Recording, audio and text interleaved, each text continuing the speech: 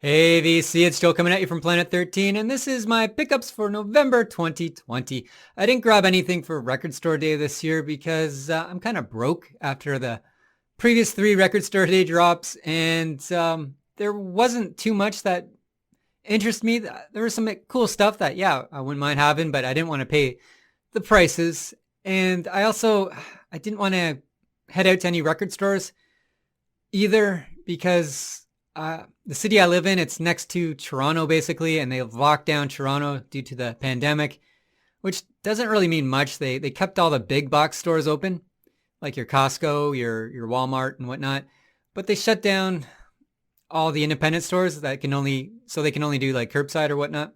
So a lot of people from Toronto came to my city, and I'm immunely compromised, and I didn't want to I didn't want to make it this far without getting sick and then get sick over, an album, basically. So, yeah, I didn't pick anything up. But I did pick up lots of great stuff pre-lockdown and through Amazon and whatnot.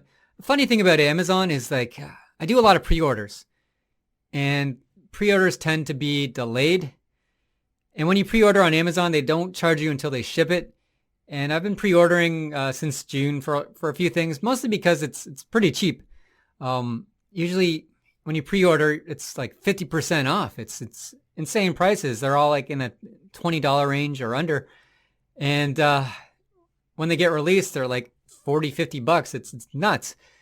But the problem with pre-ordering is things get delayed. And in November, like I had like 5 or 6 albums just arrive right at once. Yeah, so it was hard to budget for this month, which contributes to me being a little bit broke as well. Anyway, enough of that. Let's get started with what I picked up. First album I picked up is Addison Chains. This is Facelift. This is their debut album. Saw them a couple times on this tour. I saw them open up for the Clash of the Titans tour. So they were opening up for Anthrax, Slayer, and Megadeth. I was like 16 at the time. Addison Chains, I think Man in the Box was a big hit at the time, and We Die Young. Maybe they were just kind of emerging. And they were well received, but they say on the tour that, things were tossed at them and whatnot, but I didn't see any of that at the Toronto show. Also saw them open for Ozzy Osbourne during his No More Tours tour. And the singer Lane, I remember he had a broken foot at the time, and he was in a wheelchair, and he had like a cast on his foot. And during like the encore, he got out of his wheelchair and was dancing around. And yeah, it was a fun show. This is on 2 LPs. 3 songs per side, so I don't mind that for this album. Usually I like 4 to 5 to 6 songs on an album side, just because momentum. I start rocking around track 2, track 3, and then it just ends, and you gotta flip it, and you just kind of lose the momentum. But with Addison Chains, I know these songs quite well, so that doesn't really bother me. And I guess you get better sound quality. I don't notice it. I don't have like the best turntable yet. I'm still early on in my collection. I think I will get a better turntable probably in 5 years once I start saving up some money from not buying as many records. But apparently, after watching a lot of you vinyl collectors who've been doing this for decades, that never happens. So I don't know what I'll do, but whatever. Next album I snagged is the reissue of The Man Who Sold the World with its, I guess, original cover by David Bowie. I got the black standard version. A lot of people have covered this already, so I won't go too in depth. But you get some nice cartoon stuff there. And great inner sleeve, which shows like the original photo shoot for the cover we're more familiar with. Like I said, I got the black version. Most people, I haven't seen anyone unbox a gold or white version yet. They're pretty rare. Couple things I wanted to touch upon. Parlophone released this, and they used to release it, Bowie albums. They released something with the original kind of inner sleeve and like an anti-static sleeve, and I miss that. They don't do that anymore. They don't get the anti-static sleeve, and I know it's not really a big deal because if you're really into vinyl collecting, you probably have a stack of anti-static sleeves as is. Me, I just like the nice touch. Right now we're paying a little more for vinyl, so they're probably making a little more, I guess. And they're kind of like cheapening it out.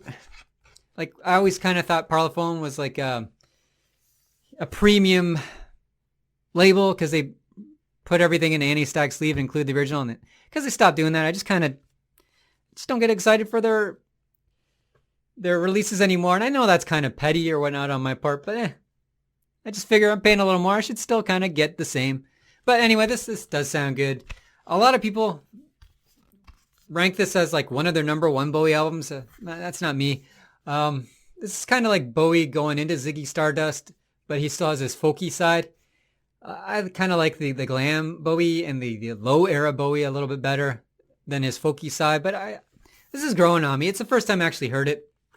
I was only familiar with The Man Who Sold the World, actually, and a lot of the songs are growing on me as time goes on. Next album I grabbed is Bowie Legacy. I wasn't going to get this. I was going to just get Bowie's studio albums because who really needs a greatest hits package?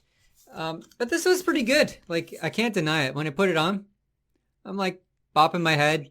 And it's kind of great to hear the hits sometimes. Sometimes you just want to hear the hits. And this is a nice collection of Bowie's songs from when he began to Lazarus when he finished. It is a gatefold. I forgot. Yeah, it's a gatefold. And you get some nice packaging. You get a nice print with each one. And you get some nice custom inner sleeves and inner labels. So this is like the inner sleeve. You get a nice little write-up and whatnot. It's on black. What sold me on it, why I picked it up, is these nice labels, these inner labels. They're really nice. But what is odd, like this, it goes in reverse. So like, you get Heathens, the Heathens cover, but this is like side 2, which is like a lot of his Ziggy Stardust era stuff. So I thought that was kind of cool. And then you get a nice little inner print included. So the packaging, way better than, or you can see what I mean just by Parlophone premium packaging. But of course, these don't come with static inner sleeves either. I know I'm being petty. But that's what us vinyl collectors do, don't we? We kind of like nitpick. We're kind of spoiled too. Like, I was just thinking, the access we have to music now is just insane. Like, like remember growing up and you would just have to listen to the radio and request songs to hear a song, and now you can listen to whatever song you want anytime you want for free, and you don't even have to pester anyone. You just go on YouTube or whatnot. There's another inner sleeve here. So I don't know why I'm being petty when life is good aside from the pandemic. Like, things are awesome for music. Here's the other inner sleeve. And yeah, so it ends with track 4, but you get another custom label there. And then you get the Let's Dance custom label from Bowie. So yeah, really cool. I'm glad I picked that up. Again, I was on the fence. Price came down, and I'm glad I did because such amazing songs on this collection. Next album I picked up is Craftwork. This is the Man Machine. This is a special edition. I think it came out for Record Store Day, kind of unofficially. I don't know. These are released on color. I got this for a good price. It has nice. This is a nice thick booklet. I think there's about like 12 pages here or so. So that's really awesome. The pages are thick. It's really premium. Never had any Kraftwerk in my life. Never even actually heard the band. So I was really happy to get this. And I'm glad, yeah, it sounds awesome. I think we're all kind of familiar with that image. It's classic. And comes on like a nice translucent red. I'm going to grab more of these, I think. I don't know. I'm broke. And they're still kind of, Amazon, right? I got for cheap, got delayed, and then they came, and I didn't realize how awesome they would be inside. And they sound amazing, and I love the songs, but I couldn't tell you really one song from the next. I just love listening to it, though. So I'm like, in my head, I'm like, do I want to spend more and get more Kraftwerk when I could just play the album over and over again? I don't know. I probably will if the price comes down. I picked this up at the same time. Again, really cheap. But yeah, its price has gone way up. This is Computer World. And yeah, I could play this album or the other album, and I really wouldn't be able to tell you the difference right now. I haven't had this for very long. That's probably another reason why I didn't grow up with this music. I'm not very familiar with it. I've just seen a lot of people who I respect talk about these albums. This is on like a transparent yellow. Awesome stuff though. Awesome stuff. If you have like another Kraftwerk album you'd recommend, let me know in the comments below. I'll probably get it. I really do want more of these albums.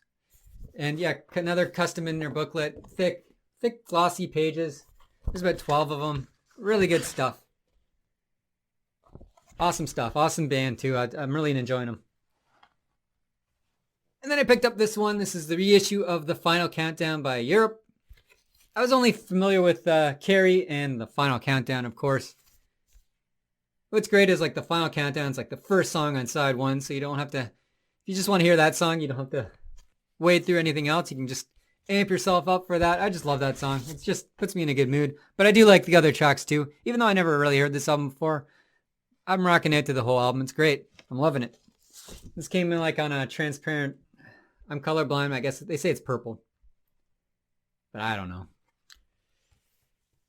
I can't see purple. I can only see blue and red.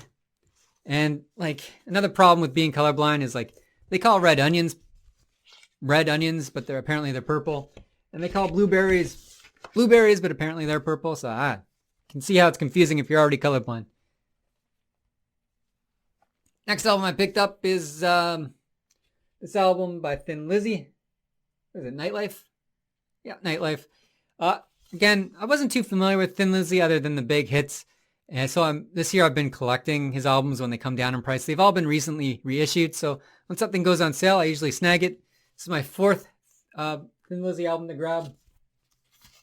Really good. I enjoyed it. I put this on a couple times and I'm starting to know the songs. I can't really tell you anything off by memory right now. They all kind of, I just want to hear the song. I'm like, oh yeah, it's that song. Came in anti-static label, so thank you. Vertigo. Or whoever, Phonogram reissued this too. I don't know. Someone reissued it. But yeah, awesome album. Love Thin Lizzy. I always heard growing up they were an underappreciated, underrated band, and because I'm in Canada and they were Irish, they didn't really play much on the radio other than The Boys Are Back in Town, but phenomenal. Every album I picked up has been amazing. So I highly recommend them if you're not into them as well and you want to look for some new music. Next album, Dio. This is Finding the Sacred Heart, live in Philly, 1986. This was released on VHS, I think. I think this is the same show. And then they released it on DVD. I just saw this by accident on Amazon. I usually go through once a week and I say, show me vinyl that's coming out soon. And this showed up for a really cheap price, like $15 American. So I'm like, yeah, I got to grab that. There is a lot of padding on this. Like there's a keyboard solo and I really don't need to hear that. And there's a bunch of other solos. But yeah, there's some good hits on here as well. What you'd expect. This was a Sacred Heart tour. So of course you get Rainbow in the Dark and you get Holy Diver. And then you get Rock and Roll Children, Sacred Heart, Time to Burn, Stand Up and Shout, We Rock, Heaven and Hell, which you did with Black Sabbath, Last in Line, Children of the Sea, Hungry for Heaven, Don't Talk to Strangers, Like the Beat of a Heart, King of Rock and Roll. Great album. Comes in a gatefold. You get some show notes as well. What makes this extra special? Pretty standard sleeves. That doesn't really make it extra special. But comes on white vinyl. I love white vinyl. I don't know why. I just always think it looks just extra nice on the turntable. I guess because I have a black turntable, so it just the contrast is kind of nice.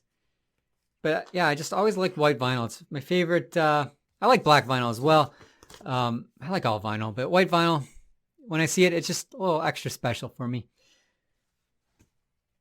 And then I got Judas Priest, Firepower.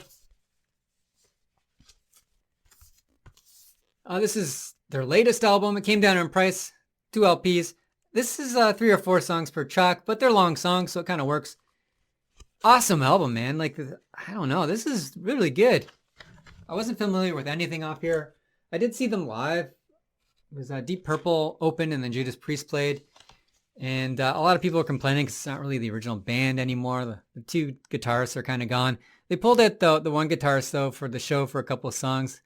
He has Alzheimer's, so he can't really. No, not Alzheimer's. He has Parkinson's. Sorry, so he can't play very well for a long time, but he can play one or two songs, at least as he could when I saw them. And yeah, just awesome album. 2 LPs.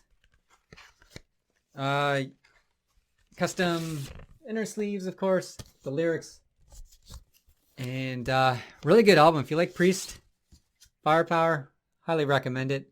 Cool album artwork. Really nice album. I enjoyed it. Next album is, I picked up this. It's Judas for Priest, Screaming for Vengeance.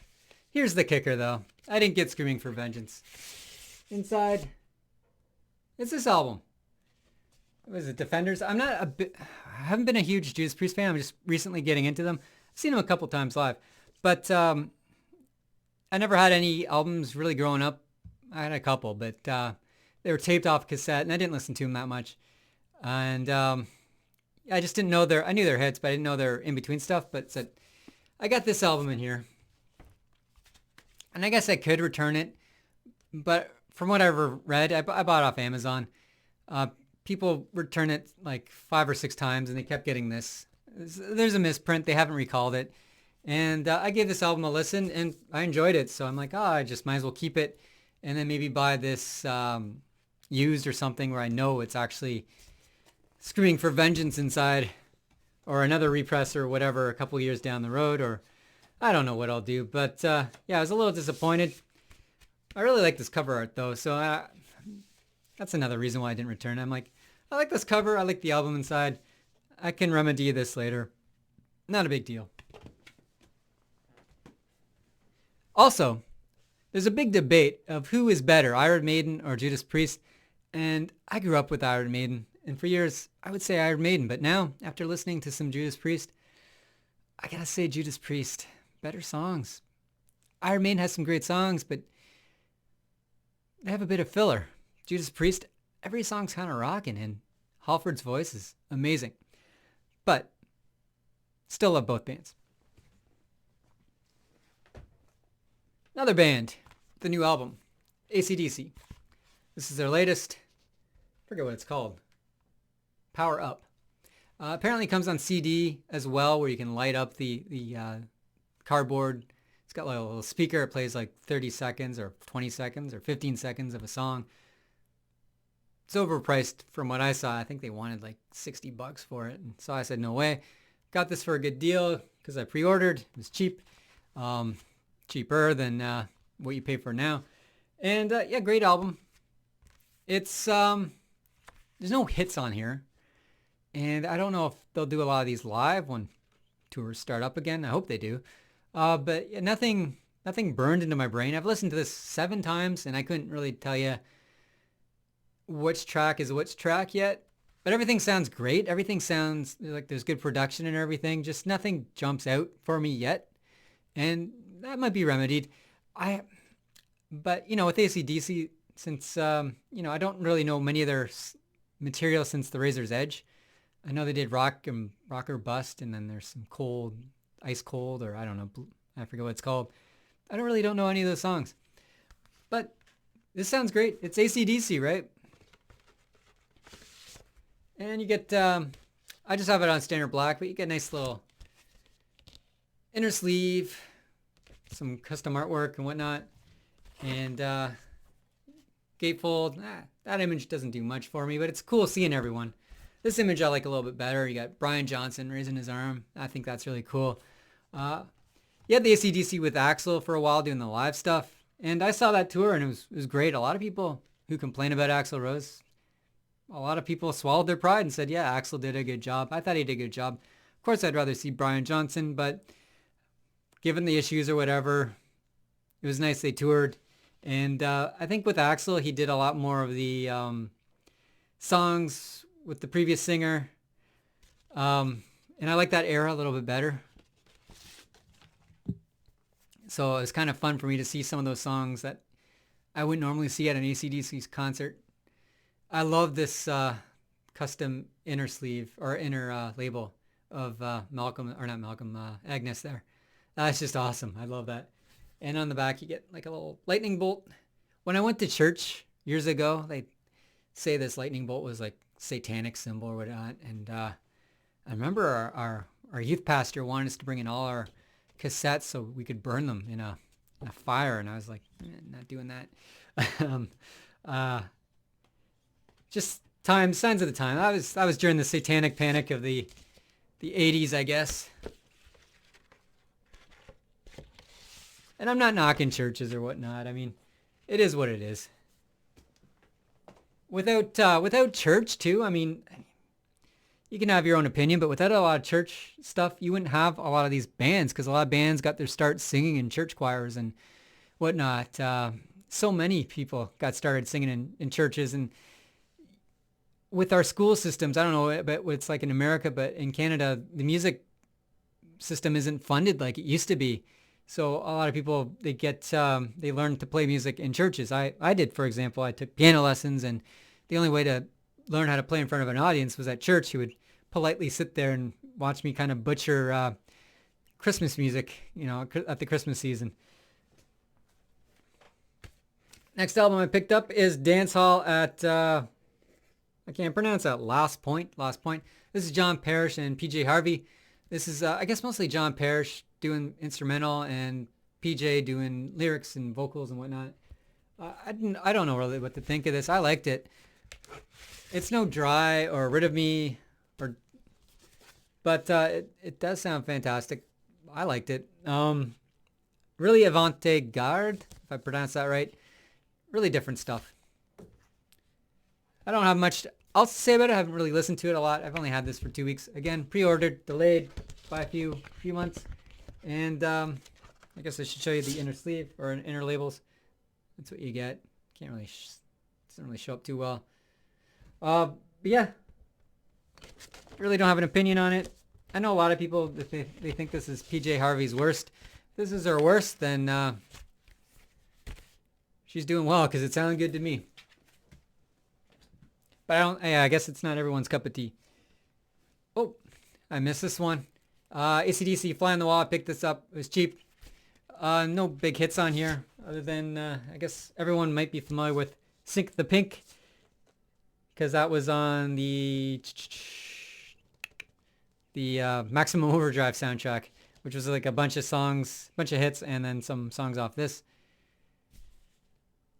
Really good album. Custom inner sleeves. I like this kind of style.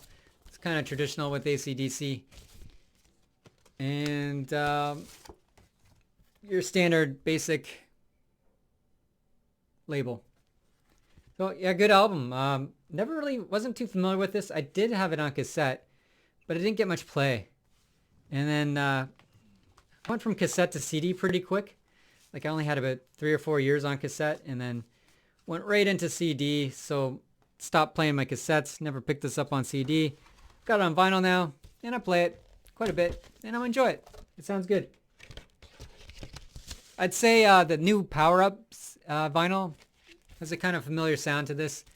Basically the same band. You got Cliff Williams, Brian Johnson, Agnes. Malcolm did a lot of the, I think he did the original riffs for Power Up. They reused some riffs he did. So even though he doesn't play, he kind of does, because they kind of expand on the riffs he came up with on Power Up, not on Fly on the Wall. Another album I picked up is just Idiot Prayer by Nick Cave. And it's just basically him on a piano, alone, in a room, because of the pandemic, doing a song. So very acoustic set here. 2 LPs, a lot of great songs on here. And you get 5 or 6 songs per track. The talent, man, like just to sit down at a piano by yourself and play and keep everyone interested is just amazing. I wish I could do that. I can't. You get some backing information about what this is all about.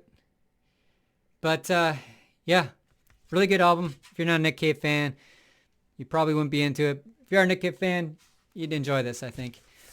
Some of the songs I like a little bit better. One I didn't like as much. So my favorite Nick Cave song right now, I think, is Girl in Amber. And that does translate well to this. But for me, the song wasn't as powerful as it was on the album Skeleton Key. I just like that a little bit more. It's a little more ethereal, which I like on Skeleton Key. On this, again, it does sound great. I just didn't like it as much. But all the other songs, I like equal to or a little bit better, or it's debatable. It's 50-50. And final album, I don't think many of you would be interested in this one, but I grabbed it. It was very cheap. It's 13 Canadian, brand new, sealed. That's like, I don't know, like $8-9 American. It's Skinny Puppy, Last Rites. This is industrial kind of metal from Vancouver. There's like, I don't know if this is a censorship bar or whatnot, if they're censoring something behind there. I haven't looked yet. But they got like boobage on the side here, so I don't know. This is like caustic music. This isn't for everyone. This is very deranged, caustic, like I said, just mind-melting. Not everyone's going to like Skinny Puppy. Skinny Puppy was very influential early on. I guess they influenced Ministry and probably Nine Inch Nails. They're out of Vancouver. They're all Canadian guys. And this was like their last, I think their last album they released before one of the members died. I forget my Skinny Puppy trivia. But yeah, comes on black vinyl. Very bare bones packaging, but glad I have it. Glad I picked it up for a good price. Anyway, that wraps up my picks for 2020. Hope everyone's staying healthy, and we'll see you soon.